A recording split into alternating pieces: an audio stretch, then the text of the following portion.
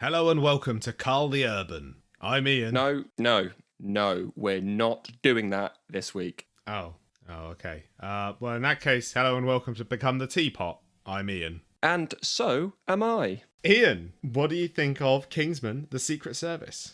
I think it's exciting espionage excellence. Oh, okay. Alliteration there. Yeah, are you impressed? Wow. I mean, it's 3 words. I'm not that impressed. Yeah, but I said them. Oh, I mean, actually, yeah, that's pretty impressive. That is good, actually. Well done. Thank you. And this may actually surprise you, quite enjoy this film. Shut up.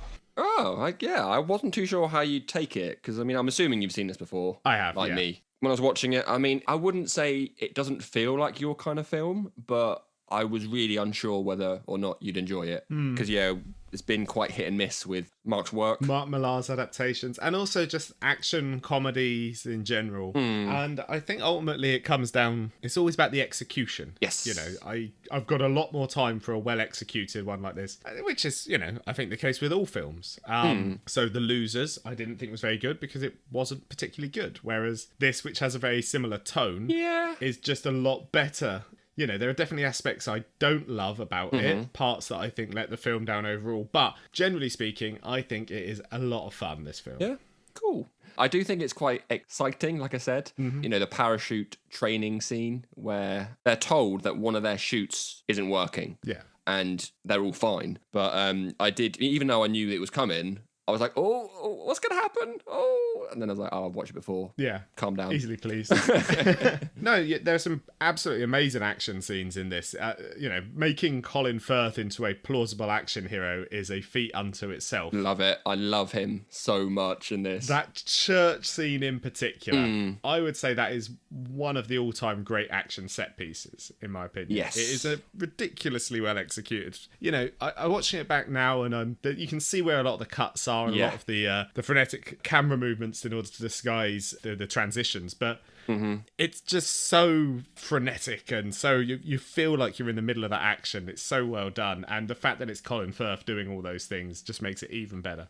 Yeah, shaky cam is a thing that can be overused and very off-putting. But yeah, it uses it so well, and it is fun. I think it's really well executed as an action scene overall, and there's some sort of semblance of catharsis that he is killing these really awful, bigoted, horrible people. So there is that, even if it is in a sort of gruesome manner and there's this over the top violence. I think if it were less over the top, if it were more grounded, it obviously would be a different scene entirely. It would be a very dark film. Yeah. But the fact it's so over the top, the fact you've got Freebird playing over the whole thing, yeah.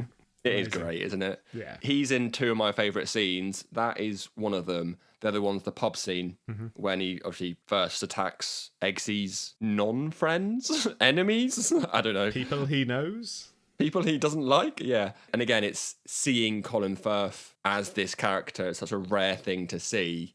And I think maybe off the back of this, you might see it a bit more. Maybe Colin Firth's open to taking these roles on. Well, he took the sequel. I don't know if he's done any more action-y films. He hasn't done a superhero film yet or anything, although I can only imagine it's a matter of time. But... yeah, he could do at some point. But yeah, even his name in the TV show... No, in the film. Sorry, I'm used to talking about TV shows. Even his name in the film is Harry Hart, which is a proper comic book name. Not the comic book that we read. No, different name entirely. Yeah, it's just that, you know, HH, you know, it's the comic book style name, like, which, again, I love those little sprinkles of bits. That alliterative name. Do you know why Stan Lee used to give everyone alliterative names? Easy to remember?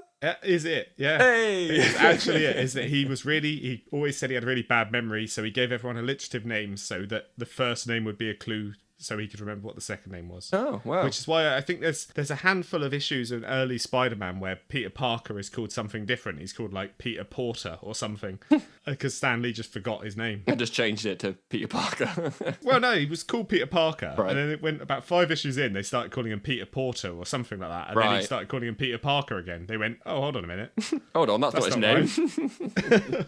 Yeah, anyway. Yeah. I mean, some of the other performances in it are great as well. I mean, I really, like I say, Colin Firth being a plausible action star is amazing. Yep. I think Taron Egerton, obviously this is his first big role. It's the one that propelled him forward. His breakthrough. Yeah, and, he's sort of fourth build in the film. But I think he's a great find. I think everything I've seen him in, he's been entertaining. It's only sort of a handful of films, but he's pretty good. Here's a little fun fact for you. Yep. Did you know that the first choice for Eggsy wasn't Taron? It was Aaron Taylor Johnson. That makes sense. Obviously, after Kick-Ass. And I think Samuel L. Jackson as well is having a lot of fun playing the villain in this. He loves it, doesn't he? He Yeah. loves it. The lisp apparently was his idea. Sammy Jackson used to have a lisp as a kid. Right. And he did it for a joke on set or something. And then they were like, yeah, all right, we'll do that. And they just kept it. It's like, oh, fair enough. Because, you could just see that he loves this role. He's having fun, like you said. He can't do any wrong because he's being an over-the-top bad guy. Yeah, he's playing a James Bond villain. Yeah, exactly. We're in this era of sort of semi-serious James Bond films now, so he sort of missed his chance. He's not going to get a chance to play an actual James Bond villain, so this is what he can do, this proper 1960s James Bond villain updated for the 21st century. As I said, there was some pretty exciting scenes. Scenes such as the underwater dorm scene, when obviously the water starts to rise. But did you know this was done for realsies? Realsies. I can't do air horn sounds. No. Some more stuff you'd edit in. I'll throw some in. What they did is they made the set, so the room, and they had it above like a pool or like a big old tank of water. Yeah. So on action, the room would sink down, and it was supposed to go down by sort of 4 feet at a time.